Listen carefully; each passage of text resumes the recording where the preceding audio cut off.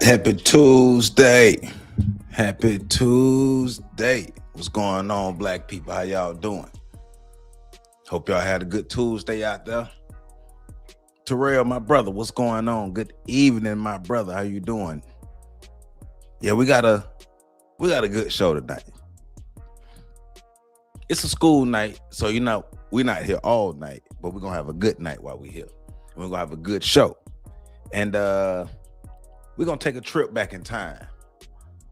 We're gonna go back to my freshman year in college, 2002.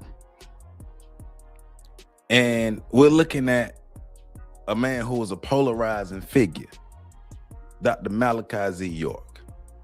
Now, I remember that name very well. I remember Dr. Malachi Z. York's name very well. 2002 is about around the time when I first started learning more about Black consciousness, learning more about Black history. As a matter of fact, like I said, it was my freshman year in college at Florida A&M University. And I took a Black psychology class. Dr. K.K. Cambone. Dr. Cambone was my professor. I took a Black psychology class, and I also took another psychology class, and we read The Miseducation of the Negro. So that started me coming into consciousness around that time. Started learning more about Black history and all these things here. Started learning on my own, studying in circles and things. And then, a name was circulating through the circles. Dr. Malachi Z. York. Like I said, at the time, a very polarizing figure. Somebody that people were talking about because the flamboyance, the look of it, and how he approached, I guess you could say, what he thought of as waking people up. And then, a lot of people say that they came into consciousness through listening and learning about Dr. Malachi Z. York. So on one hand, when it comes to Dr. Malachi Z. York, you are hearing people talk about the conscious aspect of it. But then on the other hand, you start hearing rumors. Started hearing rumors about foul play with children. And, at that time, like I said, I was just starting to come into it. So, my mind is in a totally different place. I'm a freshman in college. I'm at FAMU. It's women everywhere. I'm learning it, and my interest is sparked, but my attention is these women. So I ain't really looking into it at that time. But, as I got older and things happened, and I started to look back, like, oh, okay. And, the overall fall of Dr. Malachi Z. York with allegations of him with the young people. So things we're getting into today, we're looking back at Dr. Malachi Z. York. And I have two videos. I have one video of Malachi Z. York himself being interviewed, and that's just to warm us up. And then I have another video that's titled, Cult Leader Thinks He's Got Away Until 11-Year-Old Exposes His Dark Secret. Nikki Lopez and the Nuwaubian Nation. And this video is about a young lady who's telling her story of escaping the Nuwaubian Nation and things that happened to her and other young people in the Nuwaubian Nation. So these are things that we're going to be getting into today. So please hit that like button, comment, subscribe, share, and welcome to On the Shows of Giants. I am Joseph Ward. I am your host, your proprietor, your chef, all that stuff. And we're going to guide you on a good journey here. We learn, we laugh, we love, we have fun, all these things here. But ultimately, we want to come out of this with some conscious thinking, with some critical thinking, and understanding how we learn from the past and be able to move forward with what we learn. So please hit that like button, comment, subscribe, share, because we here to get it in today. Happy Tuesday. Like I said, it's a school night. So on these school nights, we don't go all night. But once again, we do what we do to have a good night. So please hit that like button if you are in here. Drop them comments because we're about to get this thing started. But what's going on, Kiki? How you doing? But you know how we do. Before we get really, really, really deep up in this thing, let me go ahead and drop my commercial, and then we're gonna get back to it. So I told y'all I was gonna get my merch shop up and running. So I've got it. So I want to show y'all my merch shop. So this is it. So I got some hats. So I got my own The Shoulders of Giants hats available for order. I have shirts. This supposed to be like a canvas, some kind of shirt, jersey shirt. I don't know why they got that design, but it's a jersey shirt. Somebody wanted. Got hoodies, regular shirts, heavy, what they call it, the heavy tee, tees for men's, unisex tees for women, everything. I got a mug. I gotta get this mug too. But this is the merch that I have available. See, I got my mug, I have my hats, and I have my apparel available. And all of that is, the links and stuff are below and connected to the video. So I got my merch shop up and running, been working on that for a minute in the background to get my merch shop up and running. So I got it up and running. So if you want to support the channel, get you some merch, it's all available. Links below and links attached to the video. All right. How you doing, Gene Anthony? Thank you for being here. You're gonna like it over here. We talk about a lot of good stuff over here, and we drop a lot of Black history over here. So thank you for being here. So like I said, we're diving into the Dr. Malachi Z. York saga and the rise and fall. And so I have my reporter hat on tonight. I'm not saying anybody did or didn't. I'm just reading the facts and reading the news and reading the information that I have in front of me. And, you can make your assessments from there. My job is just to give the information. So that's what we're doing. So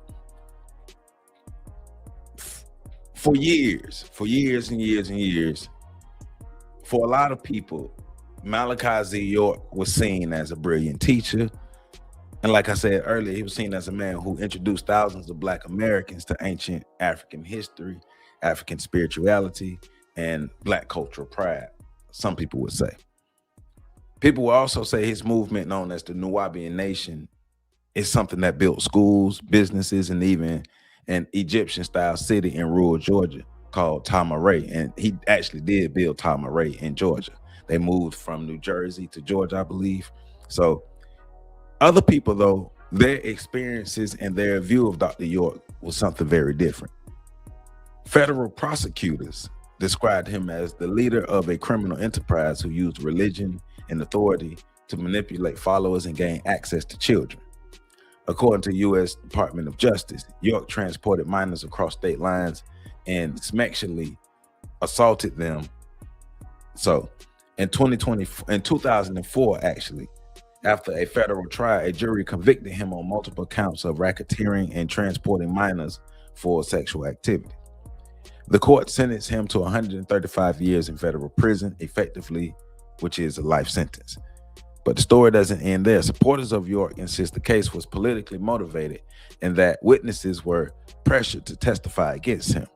They argue the government targeted his movement because of its radical teachings and his independence from mainstream institutions. So tonight, we're not dealing with rumors or internet gossip, right? We want to look at actual evidence that goes on with this. Looking at federal indictments, trial testimonies, court decisions, all these different things here.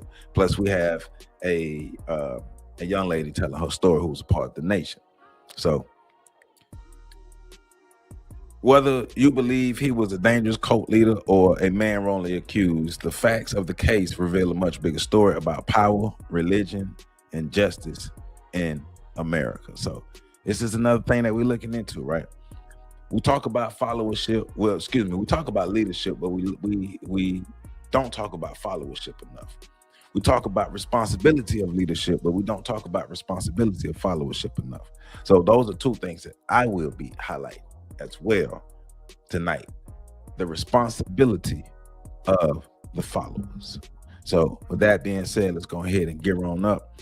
This first video is like I said, from the 90s or something. It's an old video of someone interviewing Dr. Malachi Z. York. So gonna get into this, and then we're going to get into the video that is supposed to be exposing all of the information. So please hit that like button, comment, subscribe, share. And if you see that hype button, people keep talking about the hype button.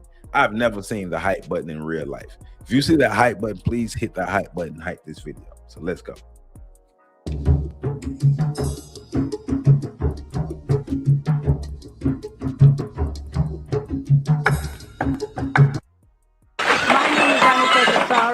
Today we're coming live from Sandy Creek Park in Athens, Georgia, and we have with us the Imperial Grand It's in Potentate himself, 2001. Okay, Dr. Malachi 2001. Z. York, the man that has made it possible for the Nubian nation to be established throughout the world. He has touched many hearts and has opened many minds to the truth. So without further ado, here's Dr. Malachi Z. York. Just a few questions. Sure. And first of all, to say thank you for making it possible for me to be here and to know as much as I do know at this time. Do my job. All right. I want to say congratulations on your new title as Imperial Grand Potentate. Can you tell me what it means to us as Nubian people? I wouldn't say it means anything as to Nubian people per se, but in the Masonic world, after you finish traveling, if you can make the decision that you want to go over into the shrine and cross that desert, then you do that. If you want to stay there and climb higher and higher, then you'll take on different titles, depending on what you do for the shrine.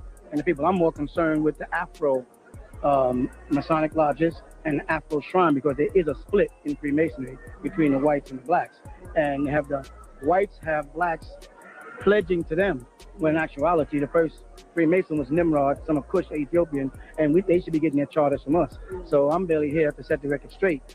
And I think it's time for Freemasons, I think it's time for us to come forward, because we're getting a bad name because of things that Caucasian Masons are doing, like Albert Pike and Albert Mackey and them, with their books Moral Dogma, where they give praise to Lucifer. And now Freemasons worldwide are being thought of as satanic and all that. And I think it's time for us to step up and let people know what we're allowed to let them know about our fraternity, right? But to set the record straight. You know what I'm saying? Okay, fine. Thank you.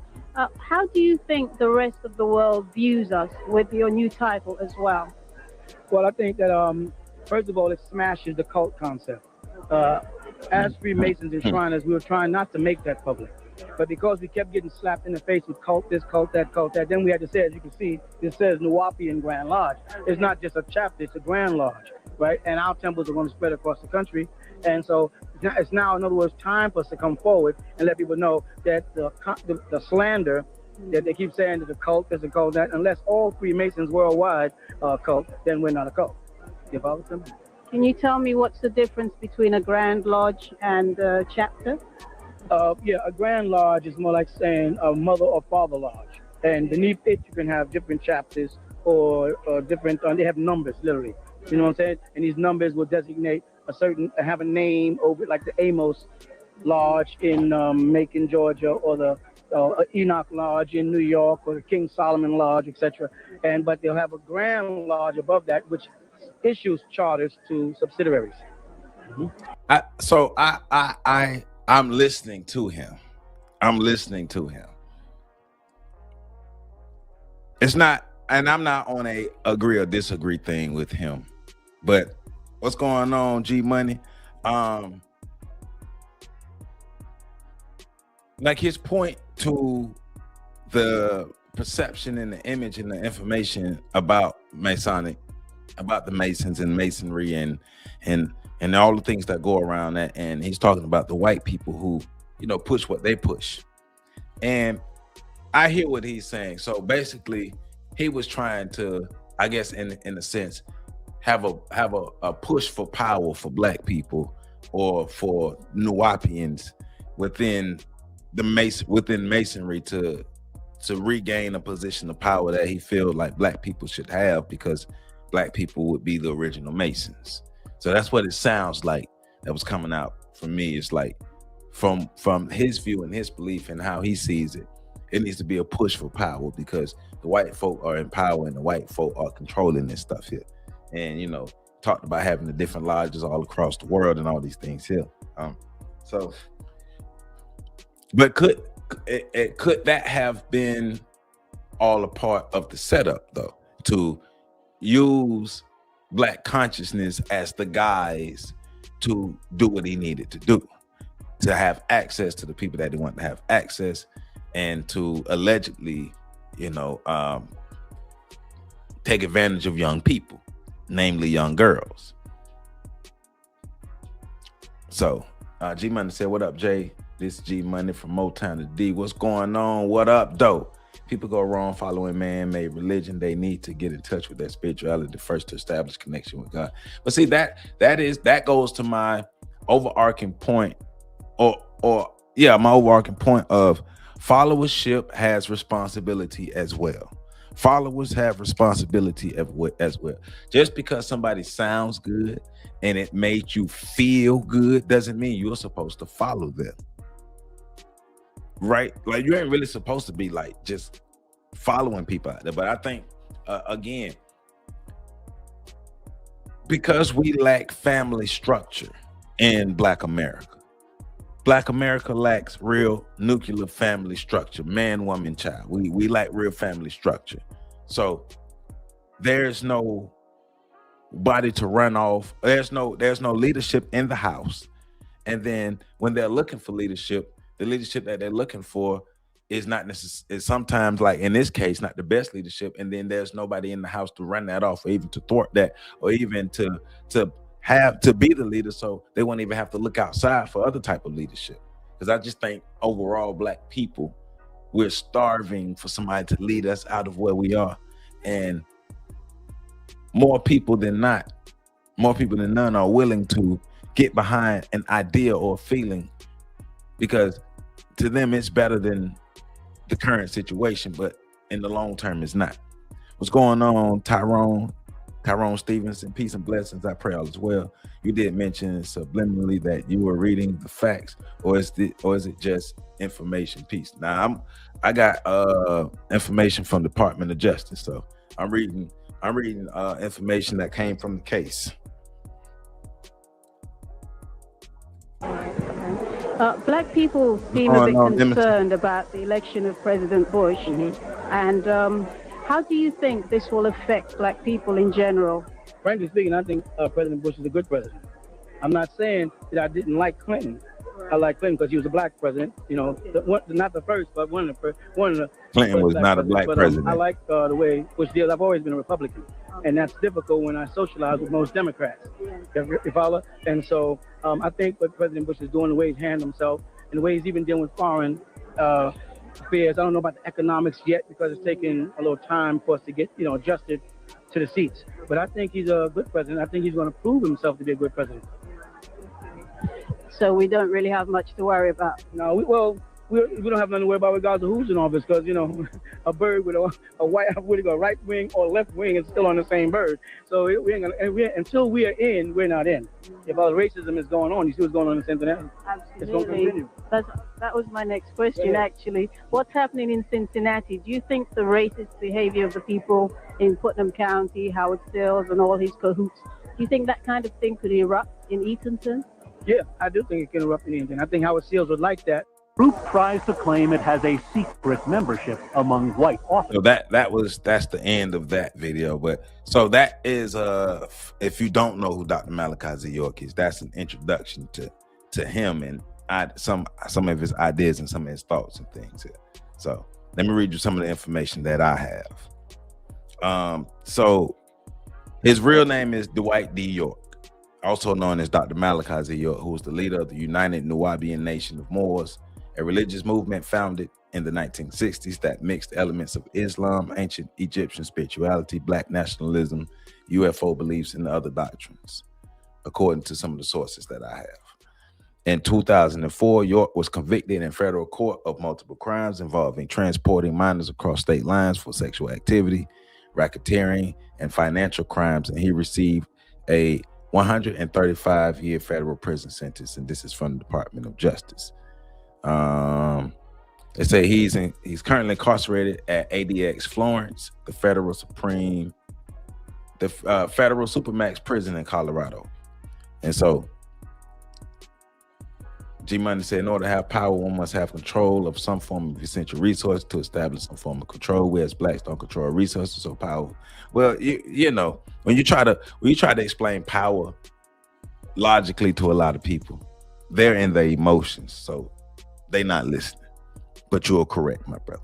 So according to the information that I have, it says York began preaching in Brooklyn, New York during the 1960s and early 70s. His early movement was influenced by Black Muslim teachings and Black power ideology.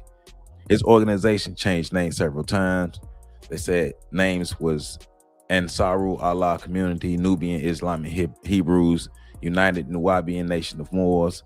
And then over time, they said York combined beliefs from Islam, Judaism, ancient Egyptian religions, UFO and extraterrestrial theories, and Black nationalist ideologies.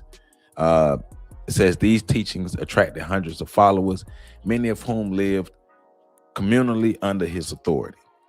In 1993, he moved to Putnam County, Georgia, where he built his compound called Tama-Re. And the compound included Egyptian-style pyramids, and we're going to see that when we get to the video.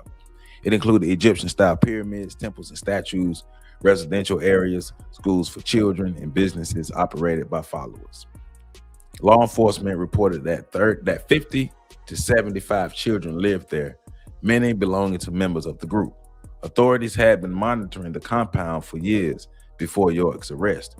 And once again, they're going to cover that in this next video. So I don't want to spoil it. I just want to give you the cliffhangers right now. So the investigation, York is double talking. The investigation intensified after multiple former members of York's estranged son, Jacob York, accused him of SA. In May 8th of 2022, federal agents arrested York in Georgia. Following the arrest, federal and local authorities raided the compound Tama-Re. Investigators interviewed dozens of children and former members. Evidence and witness testimony were collected. Investigators said over 40 victims eventually cooperated with authorities. According to the U.S. Department of Justice, York was indicted on 13 federal counts, including RICO conspiracy, they threw the book at him, racketeering, conspiracy to transport minors for sex, interstate transportation of minors for sex, the Mann Act. Of course, they throw the Mann Act at folk. Travel for sexual activity with minors, structuring financial transactions to evade reporting laws.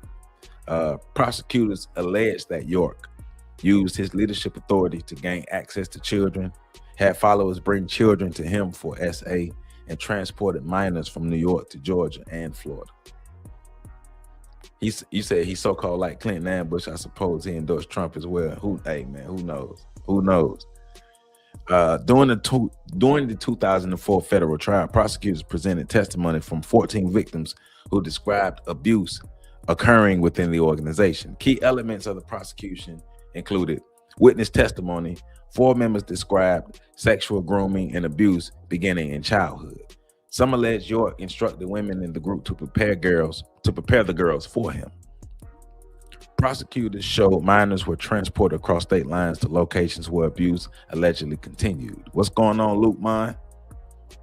Prosecutors argued the Nubian organization functioned as an enterprise used to facilitate York's crimes. After a 3-week federal trial, York was convicted on 10 of the 13 counts. The jury found him guilty of 4 racketeering counts and 6 child exploitation-related crimes. In April of 2004, Judge C. Ashley Royal sentenced York to 135 years in federal prison. His compound and other assets were seized by the federal government and later destroyed. York appealed the conviction to the United States Court of Appeals for the 11th Circuit. In 2005, the appellate court affirmed the conviction and sentence, meaning the trial verdict stood. Supporters of York claimed that witnesses were pressured by investigators, media coverage biased the jury, and the case targeted his religious movement.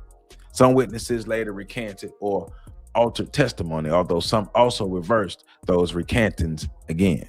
However, courts reviewed the evidence and upheld conviction, meaning the legal system determined the evidence was sufficient. The case became one of the most notorious religious cult prosecutions in modern U.S. history. It was real big. I'm telling you, it was real big, right? The Nubian movement had influence in Black nationalist circles, New Age religious groups, and in 90s hip-hop culture. Some former followers have spoken publicly both about abuse that they experienced and positive aspects they believe existed in the community. York remains incarcerated at ADX Florence with no realistic release date because of the 135-year sentence. So that's just a little That's just information about who York is and what happened in the whole situation. And a lot of that information I was reading come from the Department of Justice. So if you have not already, please hit that like button. So we're about to get into this video titled Cult Leader Thinks He Got Away with It Until 11 Years Passed, until 11-year-old exposed his dark secret. So let's get into it. Let's see what they're talking about. Hold on.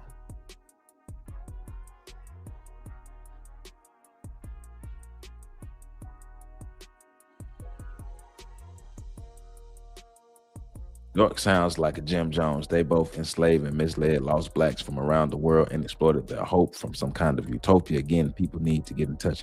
Yep. People are starving for somebody to save them from themselves and everything else that they're supposed to be saving themselves from. So, you know, you're supposed to be empowering people to think for themselves, not to think like you or to repeat you. So. Say hey, wave in the camera. What's your name? Pay attention to these children. They are just two of hundreds of kids who were reported missing by their parents between 1993 and 2001. This footage shows where the kids were found, a 400-acre compound isolated in a rural part of the state of Georgia, where normally no outsider is allowed entrance. The footage shows massive pyramids, a towering sphinx, and strange monuments. Inside, everyone appears happy, waving at the camera. But behind the smiles, these people are hiding a disturbing secret. When the local sheriffs investigated the missing children, they were met at the gate by armed men. While what really went on inside the compound remained a secret for decades, doctors in Georgia started noticing an alarming pattern. Multiple hospitals admitting dozens of children from the compound, as young as 11 years old, who were pregnant. The FBI quickly got involved, planning a raid on the compound to save the hundreds of children living behind the gates. But the FBI was afraid of having a repeat of the attack in Waco, Texas, a cult raid which saw dozens of young children murdered and sparked mass hysteria. The FBI would have no idea what they were up against until one 7-year-old girl escaped the compound before it was too late. She was the only one who could expose the truth. It's 1977 in New York City. 2-year-old Nikki is living with her mother in a small apartment in Queens, New York. Now, pay attention to G Money's comment and pay attention to how they're describing their experiences, their existence, and their environment. I'll give you a minute to read this, and then pay attention to how they are describing their experiences, their existence, and their environment. Then you tell me what decision you think you're gonna make. Neighborhood riddled with crime and violence. There was a lot of gangs. There was drugs everywhere. Heavy on crime, heavy on murder, especially on Bushwick Avenue. Every day, as Nikki's mom leaves for work, she experiences the brutality of the streets of New York. She thinks about little Nikki. This is not the world she wants her to grow up in, but with little money, the single mom doesn't have many options. But one day, everything changes when Nikki's mother is approached by a man in a long white garment. He hands her a book and points at the address printed on the cover. That night, she becomes filled with curiosity and reads the book cover to cover, finally feeling that her prayers and hopes for a better life are being answered. Immediately, she decides that she will visit the man the next day. As she walks down the street, she proceeds with her usual caution, but as she approaches 717 Bushwick Avenue, she feels the air around her begin to change. Slowly, she hears the faint sound of a choir singing. As she walks in, she sees children laughing, playing, and running around freely in beautiful garments. She comes face to face with an entire community, a community who preaches about their struggle while lifting each other up. Single black mother who's struggling, down on her luck, just looking for any and everything. That's one of the profiles of the people that he would target that would become his victims, allegedly. People in desperate positions, people in positions of need, people who are looking for some type of some type of light to help them get out of that situation, both men and women. After this first meeting, a new routine starts for the young mother. She begins attending the gatherings regularly, finally finding a place that feels like home. Slowly, the streets of New York feel safer with the help of this new community, and as the years go by, Nikki's mom starts to change. She finally sees a future for her and her kids, one that is hopeful and full of possibilities. Nikki, now 7 years old, starts to become more and more aware of her mother's faith, and for the first time since her mom's discovery, she tags along to a sermon with her. Nikki's mom watches her daughter as she enters. Seeing her child carefree and surrounded by such peace and joy brings tears to her eyes. Behind this safe community is one man who made it all happen. It's charismatic preacher, Dr. Dwight Malachi York. He could walk in this room and get along with everybody. He knew how to bring people together, and that was his personality. The community, known as the Nuwaubian Nation, had its roots in New York City back in the 1960s. At the time, the city was an even more dangerous place to live, especially for African Americans who faced daily discrimination and violence in the years following segregation. It's always the setup of, the environment not being the best. Then you meet this charismatic figure who shows you something different. But different doesn't always mean better. The grass isn't always greener on the other side. And if something don't feel right, it ain't right. But remember, a lot of these people were in desperate situations. And this was the light that came down to help guide them out of the darkness. Because it's different. We got this well-spoken man who has this environment in the middle of the hood. So, it's going to be something that looks different and empowering, something we got to be a part of, but it's not always what it seems. Racial tensions were high, and the streets of New York were no less forgiving. Muggings, drug deals, and violent crime were a part of everyday life. So for many, the new community offered more than just a spiritual and cultural liberation. It was a safe haven for Black residents in New York and across other cities along the East Coast. For people of African descent, our history, our culture were literally severed by slavery. So who are we? Here comes Malachi York and says, I have an answer to that. You are the original man, the Asiatic black man, the maker, the owner, the freedom founder, the father of civilization, and God of the universe. And York says, well, why can't we have our own communities that are consciously planned for people of African descent? And if you're not black, you don't belong in this room. All right now. It's a black thing. That's right. York was an accomplished speaker who spent decades building this community. He often spoke about fighting for Black Americans and had ties to the Black Panther movement. On the side, he was also a musician, producing his own smooth jazz, funk, and disco records. He was an artist, an activist, and most importantly, the leader of the Nuwaubian Nation. His message of self-empowerment and strength only grew stronger into the 80s, and that's when, in 1986, Nikki's family takes a big leap of faith. At just 11 years old, Nikki officially moves into the compound in Bushwick, New York. Along with her two younger siblings, she's promised a roof over her head, protection, and the assurance of a better, brighter future.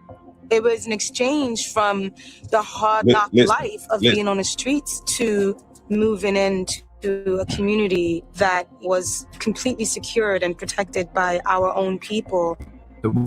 Right. That's the guys, though. That's the guys. Yes, they're protecting anything from getting in, but they're also protecting or keeping you all from getting out as well. And it's always the connections with the Black Power movements or connection with these civil rights movements, and then the awakening of the Black person, the awakening of the African, the awakening of the Black American, the awakening of your Blackness is always, using those guys as or the spiritual awakening. It's always to help bring you back and wake you up from the madness and get you away from the madness. It's always the guys, but all they're doing is disguising their madness to unleash it on people later. But once again, a lot of people have to once again, be adults and be better followers. Be more discerning. Make better decisions overall. Like, don't just jump into situations because it sounds good and it feel good, but is it actually good? Truly assess it. Truly assess it. Ali says, I must say he did clean up Bush with half hour. The rumors were in place at the time. And see, that's the thing too. That's the thing too. Because, you know, drug dealers pass out turkeys in Thanksgiving. Drug dealers pass out gifts during Christmas. Like, people who have nefarious intentions also do some good. And that's the thing too. With a figure like Malachi Z. York, because some good will come out of it. But the little good, that's why I said it, like I said, like, drug dealers pass out turkeys during Thanksgiving. Cool. You pass out turkeys during Thanksgiving, but 365 days out the year, you selling drugs on the Ave. So you're doing more harm than good. And the little good that you're doing doesn't cover up the harm. And so once again, that's the thing about figures like Dr. Malachi Z. York and others who fit the ilk is, yes, because you're going to have people say, I was awakened by him. He taught me this, he taught me that, and all these other things. And some good did come out of it, but too much bad came out of it. And when you get to the point where, you know, you have SA rumors with little children, and you have people coming out saying this man did this, that, and all these things, and then with the evidence that they have. Now, I don't have evidence to prove for or against. So like I say, I'm not saying he did, I'm not saying he didn't, but I'm just repeating the facts or the information that's out there, right? What we do know, what we have access to. But it's like, you know, it's always going to be more bad than good. It's always going to be more harm than benefit, especially in a case like this, because young children, if everything they're saying is true, about Dr. Malachi Z. York, young children's lives were traumatized because of their parents and him. Said, don't let G Money said, don't let the green grass fool you because it can influence your mind. And in this case, it led a lot of people to doomsday. I'm sure he meant well, but it sounds like he became obsessed with power, like a lot of people. Like a lot of people. We even see ego and power. Like we can see what it did to Umar. You know what I'm saying? So you said Bender's got a baby and she's unprotected. Right. That's why we got to get families back together. We got to be serious about family units. Please hit that like button, y'all. Please hit that like button. Lives come new rules, new customs, and ultimately a completely new way of life. My wardrobe changed, how we ate changed. We would study the Quran. We learned Arabic from Arabic teachers. The spiritual leader is particularly fond of Nikki and her siblings and makes sure they're well fed, properly dressed, and kept entertained. He pays them close attention, greeting them warmly, checking in on their well-being, and ensuring they're included in community activities. For Nikki, the attention feels comforting, special. In a way, she's found a new father figure to look up to, someone both protective and powerful. A little after I joined the community, my mom became one of his wives. That meant I was one of his children, and I looked up to him. That's my dad. Dr. Malachi Dwight York is the center of the Nuwaubian nation. He is revered as their leader and their savior. He is the provider of safety and hope. By this point, there's over 1,000 members, and their community center in Bushwick is becoming increasingly crowded. It comes to a point where it's clear to York that they've outgrown the city streets, and a new chapter needs to begin. A physical state. With our own passports and our own tax system. I'm talking about our own nation. But no one tells us what to do but us. Now, he's moving. Now, remind you, listen, let me play it back so you can hear what he just said.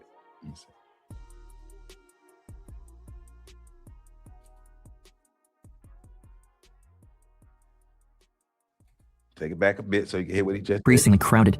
It comes to a point where it's clear to York that they've outgrown the city streets, and a new chapter needs to begin. A physical state. With our own passports and our own tax system.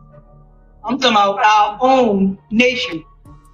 but no one tells us what to do but us. See, if nothing else piqued your interest before that, if nothing else sound the alarm in your head or in your spirit before that, that should have sounded the alarm in a lot of people's head.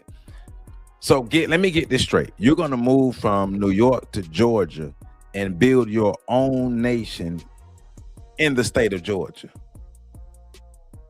Well, how are you going to do that? Your own passports, your own tax systems. How? How do you do that within a nation that's already a nation? How are you going to make the actual Nuwaubian nation in Putnam County, Georgia? Please explain that. How do you do that? That should have been a big red flag for a lot of people, amongst other things. But the sad part about this is, according to all the information, so many children were at risk. So many young minds, so many naive people were manipulated and taken advantage of. That should be the biggest disappointment of all of this. Dwight York decides to build a new home for his congregation, and it will be over 900 miles away from New York in the rural farmlands of Putnam County, Georgia. To what nation you We're driving cross country. You see the rural areas that we weren't accustomed to seeing. We pulled onto the property and it was just open land. It was amazing. The property was out in Putnam County in a very rural area, a little over 400 acres. Isolation was very much a factor. They were coming to Georgia. They were going to form their own nation, not subject to the laws of the United States. Yeah, right. Before York starts building in Georgia, he decides to fully overhaul the Nuwaubian nation doctrine, drawing from different cultures, religions, and mythologies from around the world to create a new identity for his community. He makes drastic changes to his appearance in his quest. One moment, taking on a Western persona, donning cowboy hats and boots. Next, he claims to be an extraterrestrial being called Yanan, and even going as far as calling himself Chief Black Thunderbird Eagle while wearing a feather headdress. He moves from one identity to the next until he lands on the perfect one that will define the new Nuwaubian nation. York gathers his followers for a sermon. There, he proclaims the true origin of the Nuwaubians, that they are, in fact, descendants of ancient Egyptians from a different planet. His loyal followers welcome their newfound identity and quickly get to work. That made sense to grown people. That made sense to grown people. But it just told you was descendant of some aliens with no proof. With no proof. Because I mean, to be able to create something for ourselves, Black people should be doing that. But you don't use that as a guise to do crazy malicious stuff and hurt your own people. What's going on, Black butterflies? I'm just saying, red flags all over the place. You gonna come to me and tell me, first of all, you all these identity switches and all these identity switches and stuff, you create your own like religious doctrine. You just create it on the fly, mixed with all this other stuff, and then you're gonna tell me we're descendants from aliens with no proof? With no proof. Cult leaders never have good intentions because they're horrible people. They're bad people. They're bad people who present themselves as good to be able to build the cult, and they feed and prey on people who don't know no better, people who are not in the best situations, people who may not be in the best places in their life, people who may have low self-esteem, all these different things. It's like when you show somebody, it's like the dude who has bad intentions with the young lady. The young lady come from a small town or whatever. She ain't never seen nothing real. You take her to a hibachi spot, they cooking in front of her. It blows her mind. She think you in putting her on something good, and all in the back of the dude's mind. He's just trying to take advantage of it. That's not good. You're taking advantage of people's ignorance and their not so healthy states of being. That show you how much of a low life a lot of these people are, to take advantage of somebody in such a low place. But let's continue. They begin building. A massive sphinx head is erected, towering over the previously abandoned farmland. Artists are hired, murals are painted, and before long, dozens of elaborate structures and several large pyramids begin to take shape. With each new structure, the place transforms into something so bizarre and theatrical, drawing more and more attention from their neighbors and passersby. Dwight and his followers name it Tamaray, Egypt of the West. Similar rumor. If you were coming into Putnam County on Georgia Highway 142, all of a sudden there are pyramids out there in the middle of a cow pasture. It was very unusual. Have you seen their property out there? Oh, I've seen it. Oh, I've seen it. I think it's kind of strange. Though the neighbors are confused by the strange new community, the compound isn't disruptive. The grounds stay tidy. There's no noise and no trouble. It's strange to look at, yes, but it appears harmless. But the truth is not what it seems, and what's really going on behind these walls is far more disturbing. 2 years after joining the Nawabian community, Nikki finally feels settled in her new home. But then, one day, one of York's wives finds Nikki alone on the grounds. She calls her over urgently, leading her to a private room. And that's when the woman tells the young teenager something she never expected. One of the wives, she had a conversation with me and said, York would be the person that would teach me about sex, and she would help me and talk to me because, you know, these are things that you want to know as a growing woman. In a state of shock, Nikki doesn't know what to do or how to feel. She just listens. Maybe this is normal, and every other young girl in the community gets the same talk from Dwight York as part of his teachings. After all, he is the respected leader, the prophet. One of the things that he told us is the person who takes your virginity, that's the person that you're always going to be connected to and loyal to. That's when the 45-year-old York comes in and locks the door behind him, leaving him and Nikki alone in the room. The young teenager looks at the man she calls her father. Something feels wrong. Suddenly, a strong sense of fear washes over her. In that moment, the trust she once had in him shatters. And he was just like, it's not a big deal. Like, why are you making this a big deal? It wasn't something that I wanted to do, and he just kind of held me down and just did it. I was miserable. I used to write him many letters saying that I hated my life. And, you know, I wish I wasn't born, but there's nothing I could do about it. This is someone who, for all of my life, was our leader, our master teacher. So when you have that ingrained in you, you don't want to leave.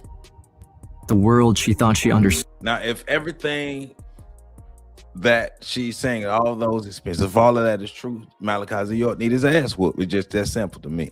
You need your ass whooped. You doing stuff like that, you need your ass whooped. Need your ass whooped, like punishment.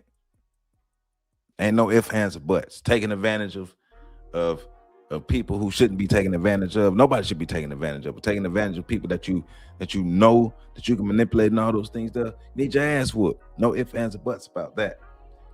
You said, now Ali, you do.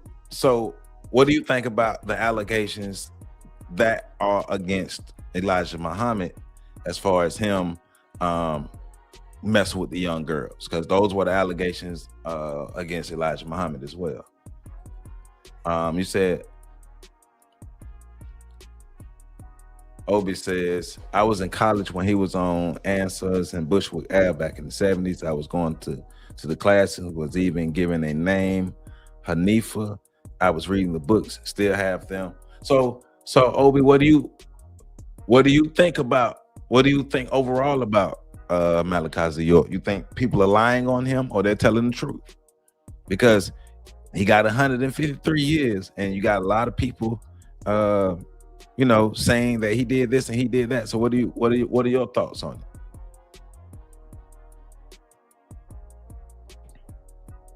The people she thought she could rely on all feels different now. Everything has changed and there's no going back. Nikki stays quiet, trapped by the rules and by the eyes constantly surveying her, making sure she stays loyal and doesn't disrespect the leader by going against his teachings. With no one to turn to, not even her own mother, it feels like there's nowhere else to go. It completely starts out with gaining their trust. Your parent is telling you that this is God and this is our Savior. So they believed they were supposed to do whatever they needed to do to please him. Nikki lives in fear, harboring a secret that she tells no one. Everyone in the community acts normally, praising Dwight York, worshiping their leader, not knowing the darkness this man possesses. Well, Ali, I see you saying nevertheless, but if the allegations are true against Elijah Muhammad, then that means young girls were taken advantage of, and that can't be overlooked just because of some of the other things. Like it was no foundation of righteousness in that if those allegations against him are true.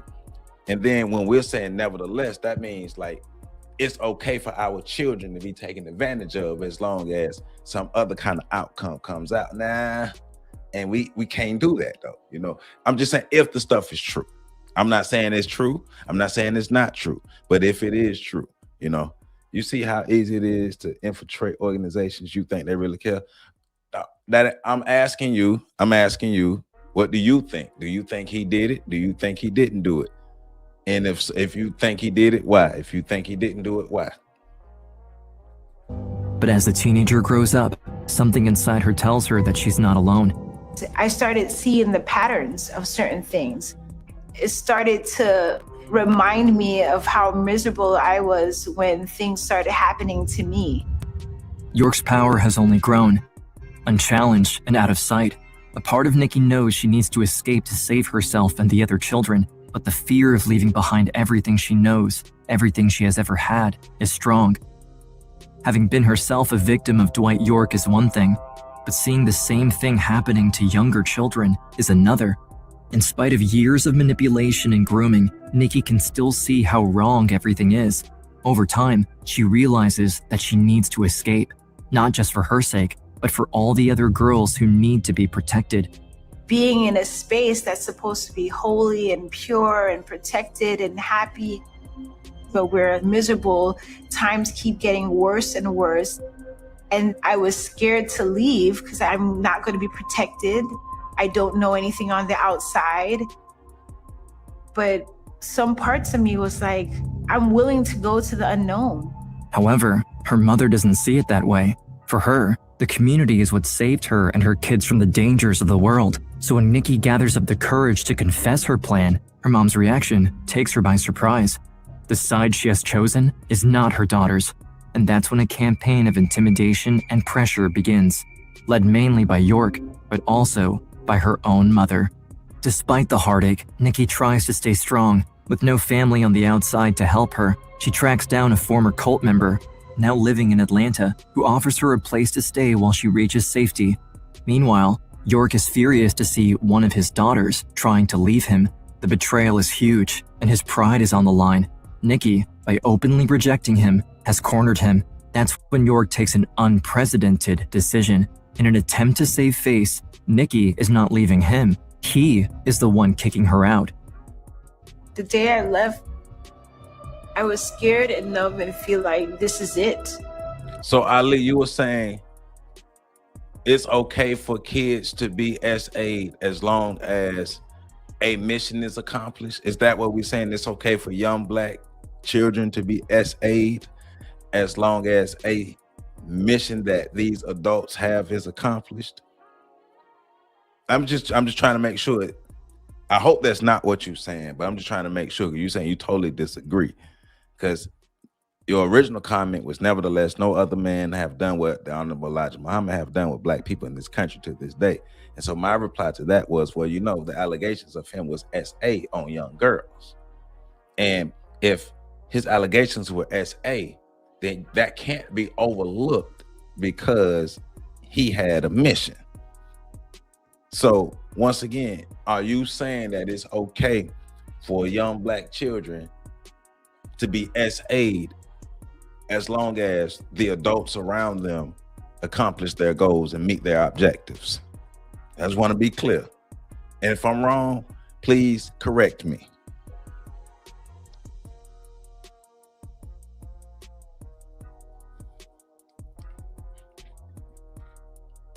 A lot of them are being taken advantage of. That's the problem. But are we saying it should be okay?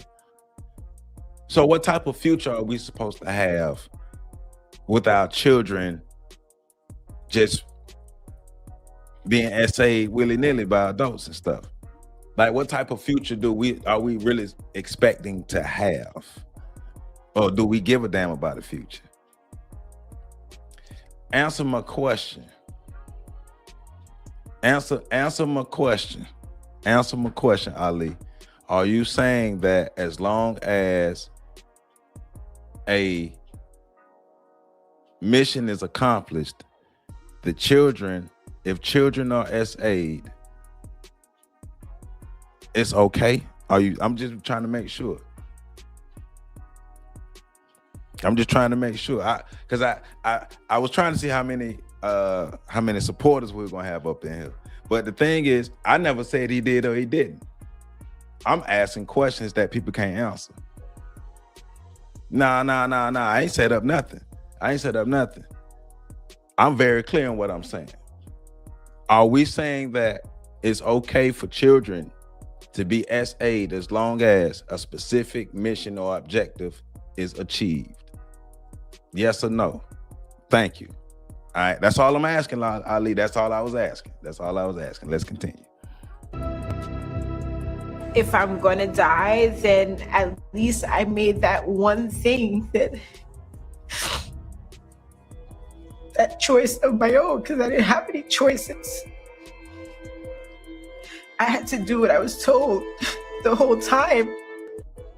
Her mission is clear: expose the disturbing truth about York's cult and save the children still trapped at the compound before it's too late. But unbeknownst to her, the FBI is already on it. For years, the FBI has been quietly building a case against the cult leader ever since they started receiving the most unusual phone calls from across the country, calls from parents who all had missing children. We would get calls from a mother or a father. My daughter's down there in a cult. I can't get in touch with her. I don't know what's happened. Can you try to find out for me? But I would go there. There's always an armed guard at the gate. They wouldn't let you on the property. At that time, I didn't know what was going on. Then, doctors from the surrounding area started sounding the alarm. They were uncovering a horrific pattern. Girls as young as 11 years old were showing up at hospitals pregnant. As they traced their locations, they all came from one place, the Nuwaubian compound. While agents continue their investigation into York, there's growing concern about the potential violence and innocent lives that could be lost if the FBI confronts the community leader directly at the compound. We had received information over the years that he had a stockpile of weapons. We were concerned about a shootout. York becomes increasingly aggressive and reckless, appointing armed guards to guard the gate, while the locals of Putnam County become even more wary of their strange neighbors as things escalate. When I went by there one morning, they're marching around with guns, and I just don't think that's the thing to happen. When you're met with armed individuals who claim that they're not subject to your laws, armed conflict is usually instantaneous. We're going after the leader of a cult. How are we going to do this? How do you infiltrate a cult? It's clear that something sinister is happening at the compound, but with no witnesses willing to talk about it, authorities are left in a tough spot. Both the FBI and law enforcement in Georgia don't want to have a repeat of Waco. We have what appears to be a fire going on right now, raging at the Branch Davidian compound.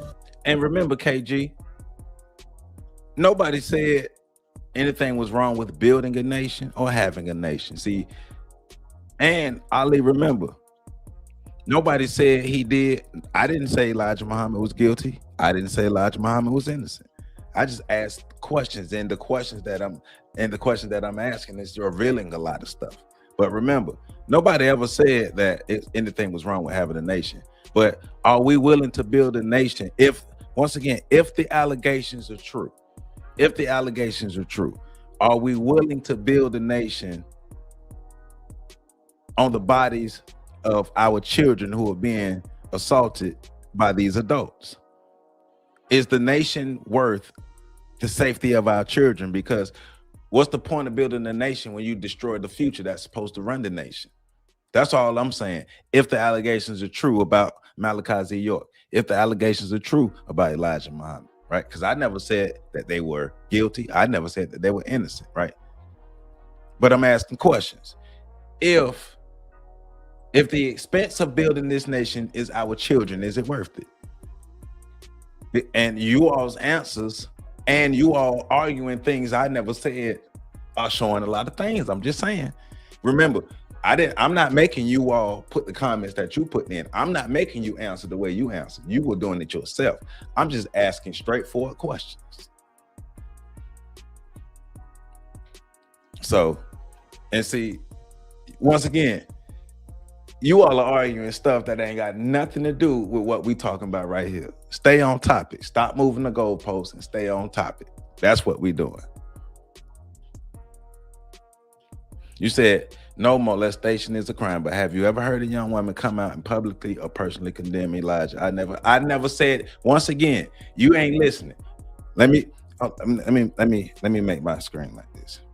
Hey, because you ain't listening. Once again, I've never said he was innocent or guilty. I just asked a question, a what if question, and you got emotional. I never said he did or he didn't. I asked the what if for societal questioning. You got emotional.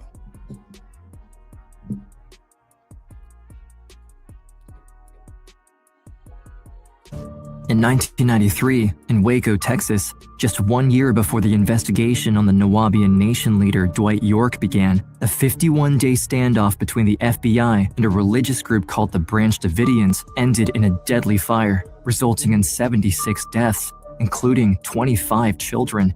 What began as an attempt to serve a search and arrest warrant escalated into one of the most tragic events in U.S. history. The aftermath sparked outrage in the media, with witnesses and survivors criticizing the government's handling of the situation. Now faced with the same fear, authorities are deeply concerned about how to handle their investigation on York. For nearly a decade, they did everything to build a strong case against the leader, but what they really needed was a real victim statement, someone on the inside who knew what was going on to expose the truth. And that's when Nikki, the girl who had just escaped, decides to come forward. He took advantage of our work, our bodies, our minds. He had us fooled. He doesn't get to have the last say in that. Finally, with the survivor on the record, authorities have enough evidence to make their move. On the morning of May 8, 2002, Sheriff Sills and an army of over 200 deputies, U.S. Marshals, and FBI tactical agents get ready to bring in Dwight York. The difficult part is that they need to prevent York from rallying his followers to violently resist the police upon entry. If this goes wrong, it could quickly turn deadly, and they know a lot of children are on the premises. That's when Sheriff Sills comes up with a plan. The first step will be closely tracking Dwight York, patiently waiting for him to leave the compound before the raid. The FBI had him under surveillance on the ground and by air support. Hours pass. The authorities... Bro Smile, I just got a question for you real quick. Once again, let me start by saying this. I'm not saying Malachi Z. York is innocent or guilty. But let's say the allegations and everything is true. And your comment is you condemn the blacks, but what about whites killing all those kids? So you're saying, so according to your logic, if the allegations are true, he should not be convicted because white people do stuff? Is that what you're saying? I'm just trying to make sure that's not what you're saying. Are you saying when black people do stuff against black people, there should be no crime, there should be no kind of punishment because white people do stuff? I'm just trying to make sure. Wait in silence, in fear of what comes next. Finally, the gates of Tamaray open. They spot a sleek, black car leaving. The FBI agents start following it, doing their best not to get spotted. We learned from radio communication that his vehicle had pulled into a parking lot of a grocery store. The SWAT team was there and the arrest teams. Our job was to make sure we could identify him. FBI agents hold their breath, waiting for the car door to open. As they wait hidden in the parking lot, hoping Dwight York has been the man in the vehicle this whole time, one miscalculation could risk the entire operation. Oh, fun. If it's not York, they can't risk the leader discovering that they're coming for him while still protected at the compound. Then, the car door swings open. A man exits from the back seat. The surveillance team confirms it. It's Dwight York walking out of the car. Now is the time to strike.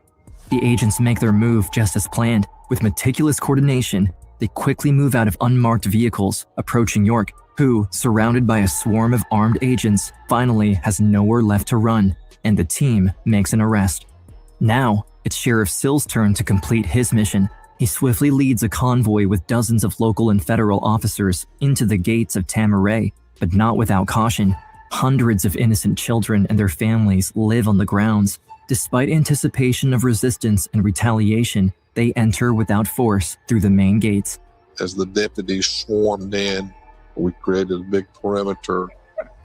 The raid was a show of force involving hundreds of local and federal officers. After years of fear, secrecy, and abuse, Tamaray finally comes to a quiet end. The operation is successful and without any violence. I remember thinking, you know what? We are going to prove this case. We are going to get some closure for so many victims. Now, with York in custody and the Nuwaubian compound disbanded, Putnam County law enforcement continues building their legal case against York with the FBI. For nearly 2 years, they gather more witnesses, expert testimonies, and countless pieces of evidence. York absolutely did not want to go to trial because all his secrets would come out. At the beginning of January 2004, Dwight York's trial begins. He faces charges for several counts of child abuse, rape, racketeering, conspiracy, and tax fraud. While York sits in the courtroom finally facing accountability for his horrific crimes, the survivors sit together, hand in hand. Black Butterflies, from my understanding, I'm not sure who else was arrested. I know he was the main target and they came after him, so I'm not sure who else was arrested. Among the survivors is Nikki. She looks at York. He is no longer the self-proclaimed god and prophet she once knew. To her, he just looks like a regular old man, his hair turning gray and his body appearing frail in an orange prison jumpsuit. I hadn't seen him in 3 years, and actually it was kind of liberating because I felt like he can't tell me anything. He can't make me do anything.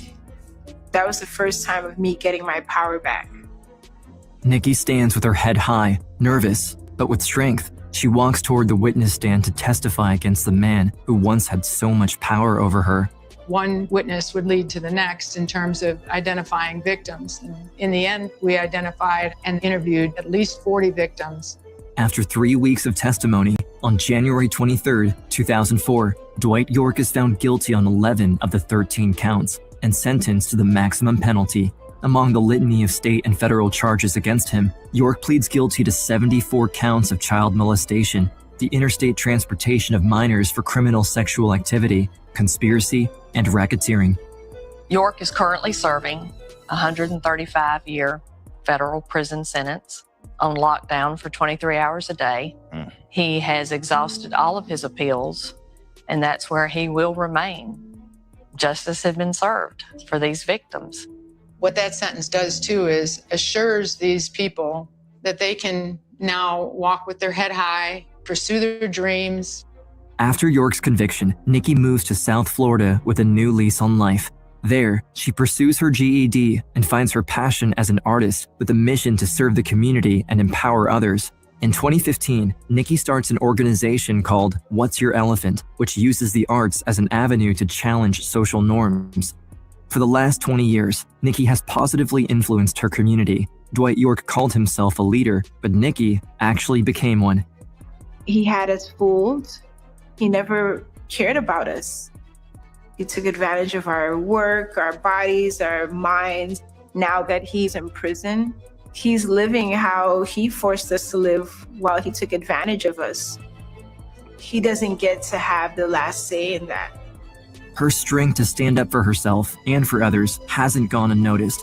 In 2004, after testifying against York, she received the Louis E. Peters Memorial Service Award, the highest civilian humanitarian award in the U.S. Through her determination to turn her pain into purpose, Nikki continues to work with underserved communities, supporting them to speak their truth and share their stories. Today, she stands as a true leader, proof that even in the darkest chapters, healing and purpose can emerge. All right. So that was that video. So I see some people think Nikki ain't telling the truth. Why do y'all think Nikki ain't telling the truth? And do you all have any information or evidence to prove that she's not telling the truth? What's going on, Will, my brother? And you said, somebody said, you're not listening to yourself. You spoke on allegations. Yeah. So what I said is, if this is true, if the allegations are true,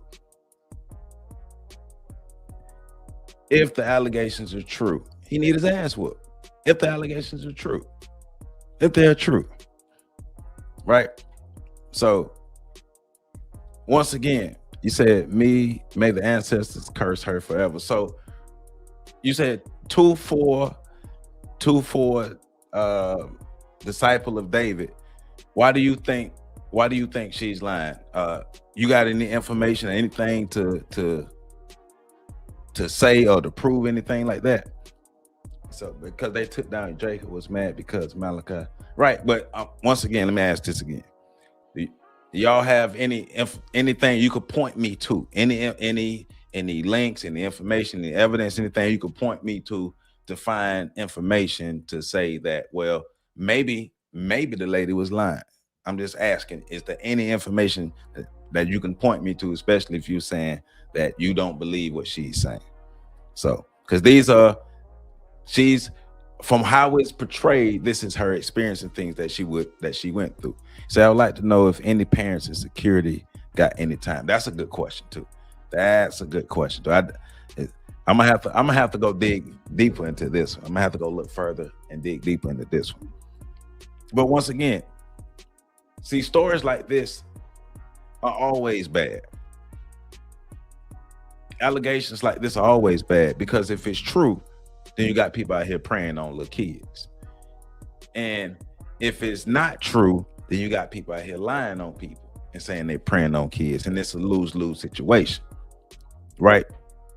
Now, once again, he got 135 years from the evidence and things that they say that they have of him and what he did. And young lady Nikki, you know, she told her testimony and all those things there. So I wonder how much evidence to refute those claims was ever produced. Was York a fraud, or was he paid to make up a story? We're gonna find out. His followers are just caught in his web. Hey. I'm just saying, like, we have the allegations against him. So especially for people who are explicitly saying that he's innocent, what information are they drawing from? And the people who explicitly say that he's guilty, well, we know what information that they're drawing from. So, but they had no DNA evidence, and them kids got herpes and Malachi doesn't. How do you know that? Like, how do you know they had herpes and stuff like that? That's what I'm asking. Like, where did you get that information from? Like, tell me where you get that information from so I can go look deeper into it myself. Because like I said at the top of the show, this is something that, you know, when I was in college, I looked into, but I never really looked deep into it, especially after he got locked up and stuff. And I was going in one direction, all that stuff there. So what information from the court proceedings? All right. So we're going to go look at the court proceedings and all those things. If you call York their master teacher of useless information. So it's people who are for him, people who are against him. You said court proceedings. I'm going to go check out court proceedings. That's where you found it from? You found that information from the court proceedings? Okay. Drop links too. Some of y'all drop some links in this place. So once again, I see a lot of people who are grown haven't mastered their emotions. Some people. And people don't be listening well. And when people don't have a good argument or a good comeback, they be moving the goalposts and all these things. That'd be funny. That'd be funny, right? That'd be funny. God. People be funny, man. But once again, if these allegations are true, there is no amount of nation building that is worth the safety and the sanity of our children. What's the point of building the compound if you have no future, no healthy future? Because if the allegations are true, how are Black people supposed to be healthy if they are being SA'd by the adults? What's the purpose of building the compound? There's no future. There's no future if the children are being SA'd. Now, if all of this was just to set him up and all that thing, all right, so Black folk been had plenty of time to come up with the information and stuff like that to be able to fight it. So if it's not true, who's fighting it? Who's out there beating the pavement? Who's producing evidence and doing what they do to fight it? I'm not for him. Just don't trust the prosecutor. Right, but do you? But the prosecutor thing, that we know that's a factor that happens. But in this case, if he was actually doing that to kids, then hey, he need to get what he get. I don't care who the prosecutor is. If he was actually SAing kids, I don't care who the prosecutor is. Throw the book at his ass. Yeah, and you know, gods and goddesses don't SA kids. So if we are gods and goddesses, just remember, gods and goddesses don't SA kids. Gods and goddesses keep their children safe. So we can scream gods and goddesses, but gods and goddesses don't SA kids. Gods and goddesses don't put children in harmful and scary situations, and in situations that would damage their future. Damage them mentally, damage them physically, damage them emotionally, damage them spiritually. Gods and goddesses don't do that. So you can sit up here and yell out stuff all day, but just make sure gods and goddesses, make sure the behavior is matching it. You want to know how you have a future of gods and goddesses? Protecting your children. You know what I'm saying? So once again, like I said at the top, I'm not saying Malachi Z. York did this. I'm not saying he didn't do this. I'm just the information. This is the information that we have on the case and everything that has. And the young lady Nikki is telling her story. But it is a part of a wider thing of people, Black people who a lot of people claim have been taken down by the government, but a lot of the claims and stuff. So we got to look at it all. But I don't give a damn at the end of the day. I don't give a damn what objective, what movement, what nation building, nothing like that. The safety of our children is not worth any of that. Hey man, but you still here listening to this minion of the empire. So what that mean about you? This minion of the empire captured your attention long enough to keep you here. What that mean about you, bro? Smile. This minion captured your attention long enough to keep you here. It's 10:20 at night, and you here rocking with me. Shout out to the minions. So, what's going on, Brian Jefferson? Yes, sir. Hey, bro, because bro smiles mentality is Black people can harm Black people all they want and not be punished because white people do it. Hey man, we got to be better. We got to be better adults. I keep telling y'all, the biggest issue that our children have is us crazy ass adults. We got to be better adults. We got to be better adults. You don't love all your people. You don't love all your people. You're cool with children being hurt. You cool with Black people being hurt because white people do it. You've been saying it in the comments the whole time. You've been saying in the comments the whole time. Black people should get away with stuff because white people get away with it. That's sad. That's sad. You got to be better. You got to be better. But anyway, man, it's a school now. Let me go ahead and get my butt up off here and get ready for tomorrow. I love you all, my black folk. Remember, let's be smarter. Let's be better.